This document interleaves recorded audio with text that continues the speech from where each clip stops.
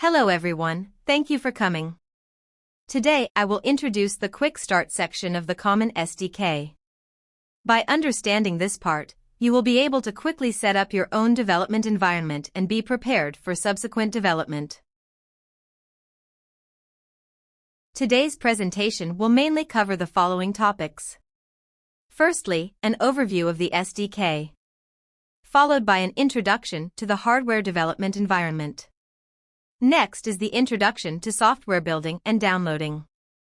Finally, a simple explanation of how to perform application verification through a sample project. This report will primarily focus on introductory content, and for the technical details, please refer to the SDK documentation for more information. Let's begin with the first section, which is an overview of the SDK. This figure shows the basic workflow of the SDK. Users can build the projects in the SDK using Keel, and then use MPPG tool to download the files onto the EVB. After the downloading is complete, users can use Debug Analyzer to capture logs from the SoC end. Next, we move on to the second section, which is an introduction to the hardware development environment. The EVB provides a hardware environment for user development and application debugging. As shown in the figure, this hardware environment mainly consists of the EVB motherboard and the EVB daughter board. There may be some differences in the EVB wire map for different RTL87X3 ICs. Here, taking RTL87X3E EVB as an example, the EVB interfaces and modules are shown in the figure. Details will not be elaborated here. Please refer to the corresponding evaluation board user guide for more information. Here, we will mainly introduce the working modes of the EVB. The EVB has download mode and normal mode, and users need to use different wiring methods to set the EVB to enter the required mode. The wiring method for download mode is shown in the figure. Step 1. Connect USB connector on the bottom side to PC as USB to UART input and supply power for the EVB. Step 2. Connect FTVIO to VIO1, fixing it at 3.3 V. Step 3. Use jumpers to connect M30 to TX and connect M31 to RX. M30 and M31 are fixed and cannot be changed. Step 4. Connect log to PD and then push RST key to reset SoC. After completing the above steps, the EVB can enter download mode. Next, let's go over the wiring method for normal mode. Step 1. Supply power for the EVB. Step 2. According to the configuration in the MCU config tool, connect FTVIO to VIO1 or VIO2. If LDO Auxi 1 is set to 3.3 V, connect to VIO1. If LDO Auxi 1 is set to 1.8 V, connect to VIO2. Step 3. Remove all jumpers marked in the red box. After completing the above steps, the EVB can enter normal mode. If logging is required, you need to connect the log to RX. The third section covers the methods for building and downloading. During the development based on RTL87X3 SDK, users will need to use real text development toolkits.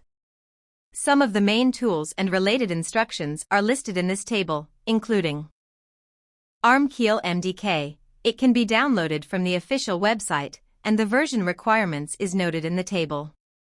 It is used to build applications in SDK. Git Bash. It also can be downloaded from the official website and will be used in the before build or after build command line. It is essential for running compilation script in Keel. JLink software. It can be downloaded from the official website, and the version requirements is also noted in the table. It is used for downloading files and debugging applications. MPPG tool. It is a tool developed by Realtek and can be found in the corresponding path of the SDK. It is used for downloading files. Debug Analyzer. It is also a tool developed by Realtek and can be found in the corresponding path of the SDK. It is used to capture and parse SoC logs. ACI Host CLI Tool. It is a tool developed by Realtek and can be found in the corresponding path of the SDK. It is used to perform command or event communication test with ACI device through USB serial port. Each tool developed by Realtek has its own user guide, and users can refer to the corresponding documents to understand the specific usage of each tool in detail. For each RTL87X3 project, users typically need to download multiple images, including the base images and the application image. The base images contain the necessary firmware and configuration settings for the RTL87X3 chipsets, while the application image contains the specific code and functionality for the target application. The table lists the default files required for RTL87X3. The files marked with a check are directly provided by the Realtek SDK, and the methods for generating the other files are also noted in the table for everyone to review. Due to limited space, the table will be displayed over 2 pages. This is a continuation of the previous page's table. It lists the default files required for RTL87X3 as well. The following section will focus on the methods for generating some of the important files. Firstly, the flash map files, which determine the flash layout, including flashmap.ini and flashmap.h. These can be generated using the flash map generator integrated within the MPPG tool.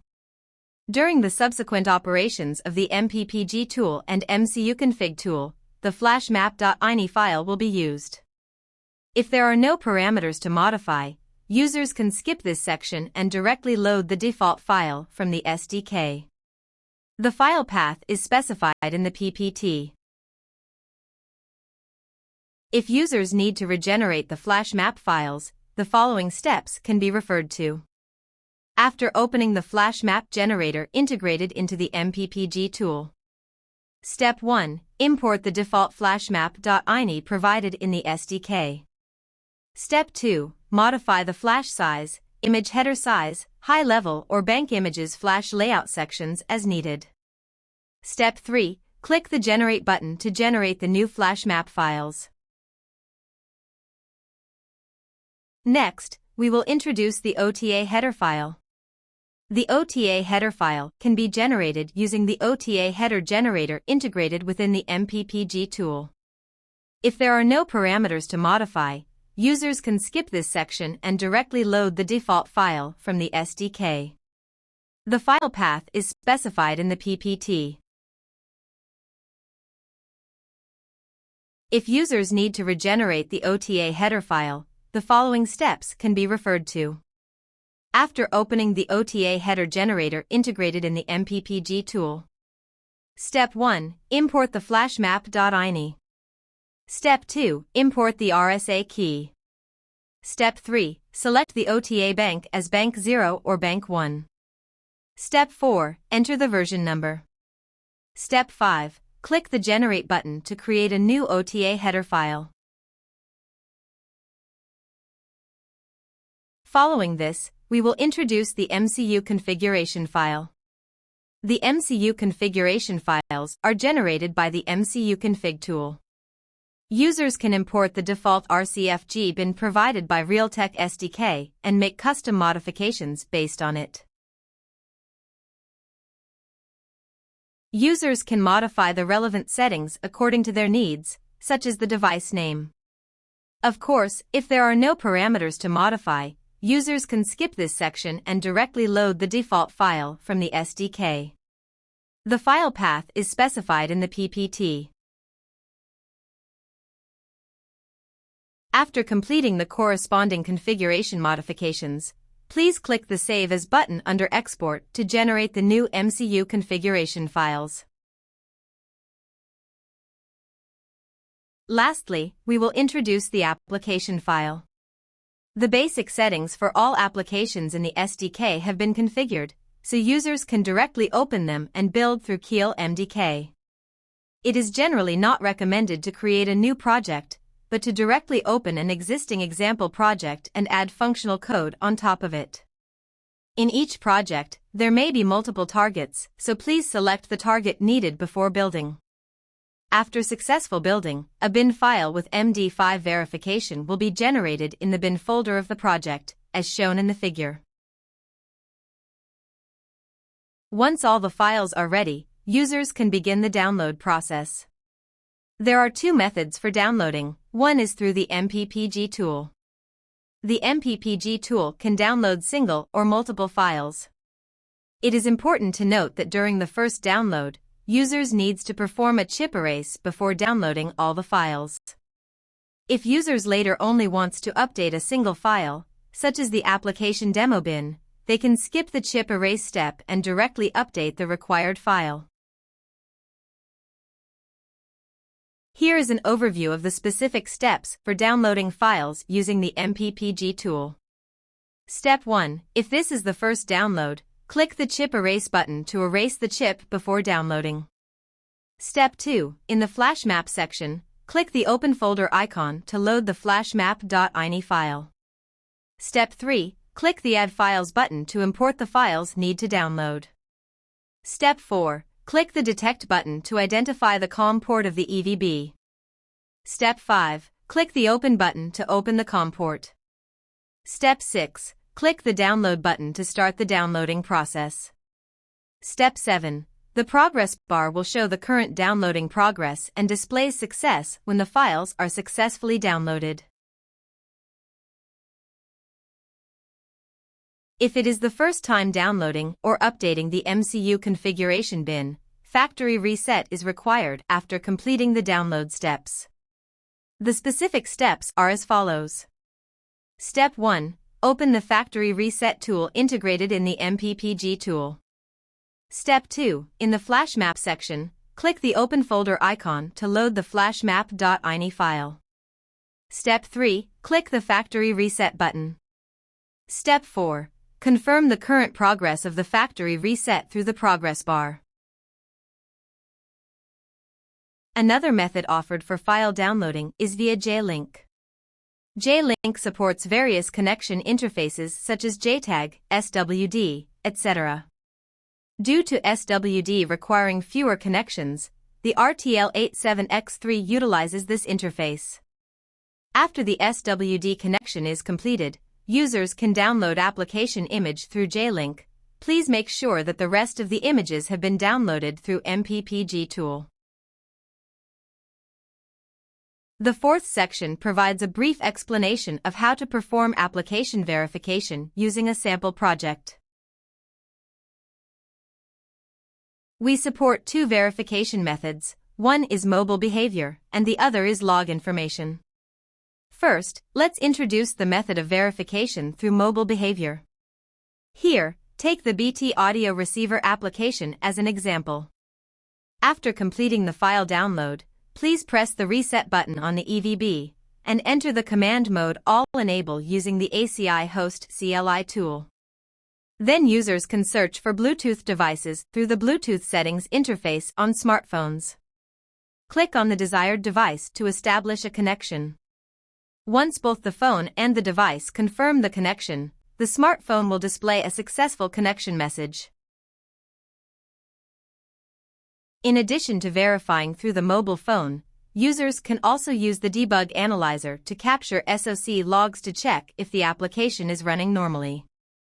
First, double-click to open the debug analyzer in the SDK.